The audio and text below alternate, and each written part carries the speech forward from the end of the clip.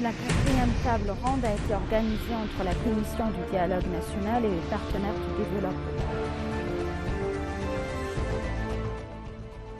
Le ministre des Finances Ahmed Shide a déclaré que l'Éthiopie a pu exprimer sa forte volonté de se développer en coopération avec les pays de la région.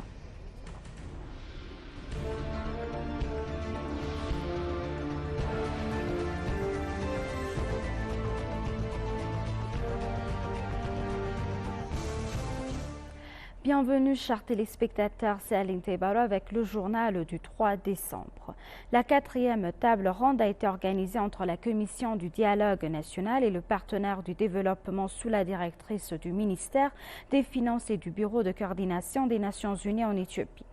La table ronde présidée par la ministre des Finances Amareta Sawasaw et le coordinateur résident et humanitaire des Nations Unies Ramiz Al-Kabarov a été suivie par des ambassadeurs et des représentants d'ambassades. La table ronde avait but d'informer les partenaires sur les efforts en cours de la Commission selon le ministère des Finances. Pour s'acquitter de ses responsabilités, la Commission a reçu le soutien de divers partenaires de développement par l'intermédiaire du Fonds commun géré par le PNUD. Comme l'ont montré les brèves présentations, la Commission consulte actuellement la population pour établir l'ordre du jour du débat national, identifier les participants et renforcer les capacités des facilitateurs du dialogue. Le commissaire principal, le professeur Masfana Alaya, et les autres commissaires ont apporté des éclaircissements aux questions soulevées par certains partenaires. En outre, le budget du gouvernement pour cette entreprise, 35 millions de dollars, sont censés être mobilisés auprès des partenaires dont 13,3 millions ont déjà été obtenus. La table ronde est une plateforme importante pour mobiliser davantage de ressources pour le processus de dialogue. À cet égard, le ministre d'État aux Finances a souligné l'importance continue des partenaires pour la réalisation du processus de dialogue national.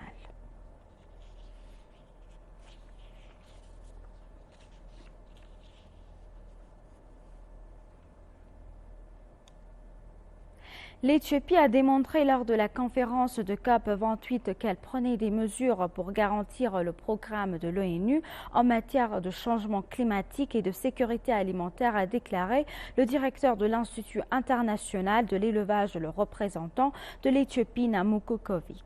La directrice de l'Institut international de l'élevage et la représentante de l'Éthiopie, Namuko Kovic, a déclaré que l'Éthiopie avait partagé les activités multiformes qu'elle avait menées pour lutter contre le changement climatique et assurer la sécurité alimentaire lors de la conférence COP28.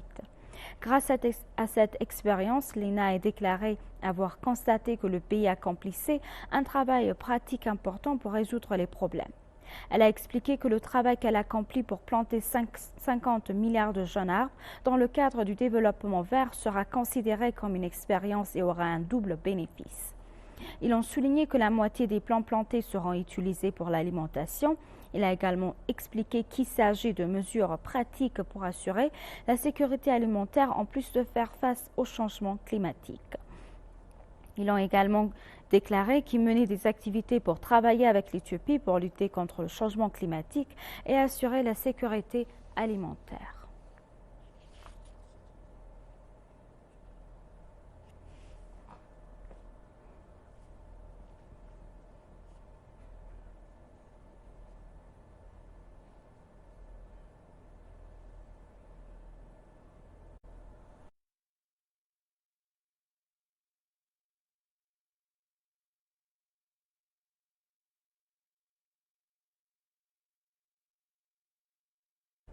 Dans une interview exclusive avec l'ENA, Tashoma a déclaré que l'activité de préparation était en train d'être finalisée pour commencer la mise en œuvre de l'activité des démobilisations du ex-combattant.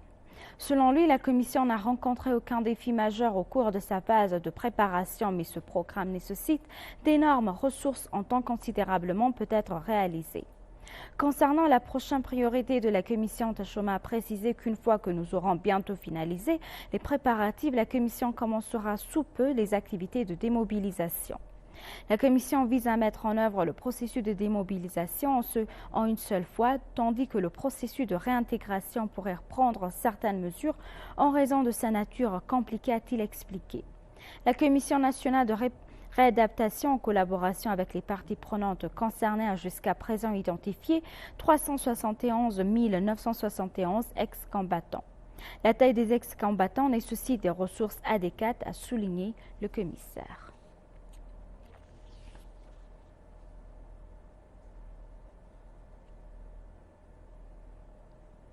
Le secrétaire exécutif de l'autorité intergouvernementale pour le développement, Workana Gabayo, a visité le pavillon de l'héritage vert de l'Éthiopie à Dubai Expo City où se déroule le sommet COP28.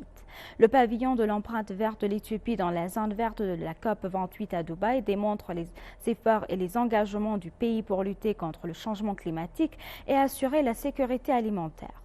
Lors de la COP28, l'Éthiopie présente ses initiatives de développement liées à l'héritage vert en Éthiopie. En rappel appelant que le président des Émirats arabes unis, Son Altesse Sheikh Mohammed bin Zayed Al Nahyan, et d'autres dirigeants du sommet ont visité le pavillon de l'héritage vert de l'Éthiopie.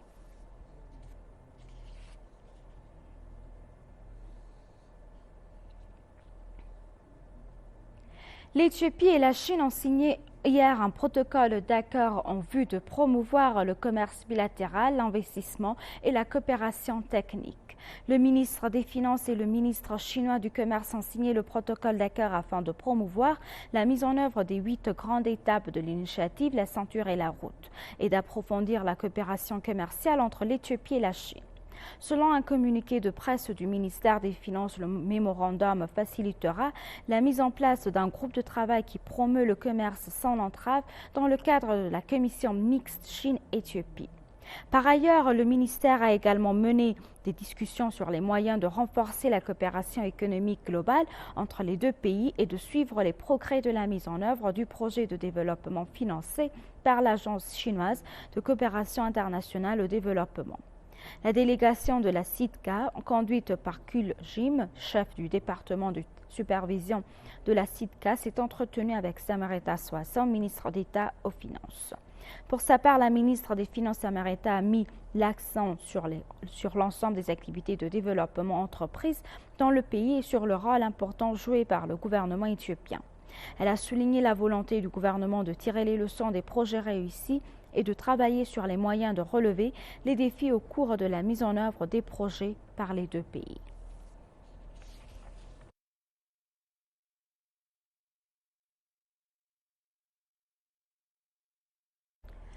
Le ministre des Finances Ahmed Shide a déclaré que l'Éthiopie a pu exprimer sa forte volonté de se développer en coopération avec les pays de la région. Il a expliqué qu'ils avaient participé à la conférence au nom du Premier ministre éthiopien Abiy Ahmed.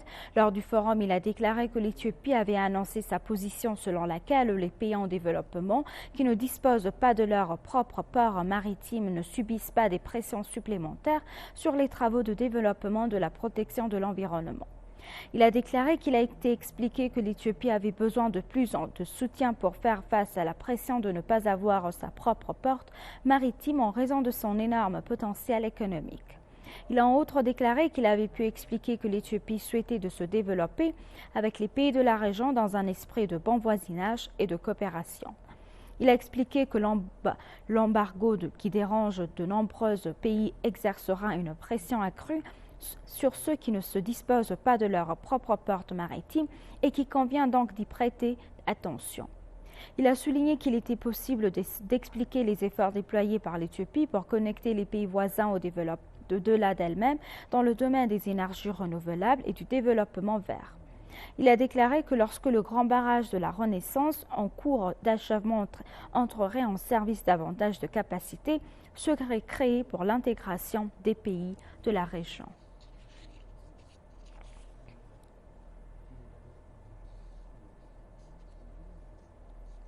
Le ministère du Travail et des Compétences a organisé un forum de sensibilisation et d'échange avec les dirigeants des institutions médiatiques sur le thème « Les compétences pour une réussite universelle » axé sur la formation technique et professionnelle. Moufarad Kamil, ministre du Travail et des Compétences, a déclaré que les institutions médiatiques devraient faire leur part en corrigeant les idées fausses dans le secteur des compétences et en sensibilisant les jeunes. Elle a expliqué que les médias ont un rôle important à jouer pour atteindre toutes les couches de la société dans le domaine des compétences. Elle a expliqué que pour construire une société capable de changement, il faut des efforts conjoints. Dr Brooke Kader, directeur général de l'Institut fédéral de formation technique et de professionnels, a déclaré que les médias ont une grande responsabilité dans la promotion du potentiel dans le domaine du développement des compétences. Il a déclaré qu'il était nécessaire de travailler ensemble pour voir une Éthiopie prospère en créant une société dotée d'une culture de travail développée et en accordant une attention particulière aux travailleurs et aux compétences.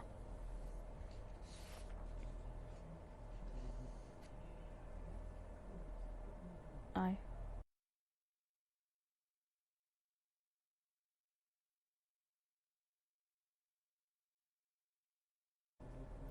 Chers téléspectateurs, nous vous rappelons les titres principaux. La 4e table ronde a été organisée entre la Commission du dialogue national et le partenaire du développement. Le ministre des Finances, Ahmed Shide, a déclaré que l'Éthiopie a pu exprimer sa forte volonté de se développer en coopération avec les pays de la région. Merci, chers téléspectateurs. C'est la fin du journal. C'était Aline Taibaro avec le journal. Restez avec nous avec le reste des programmes. Bonne journée.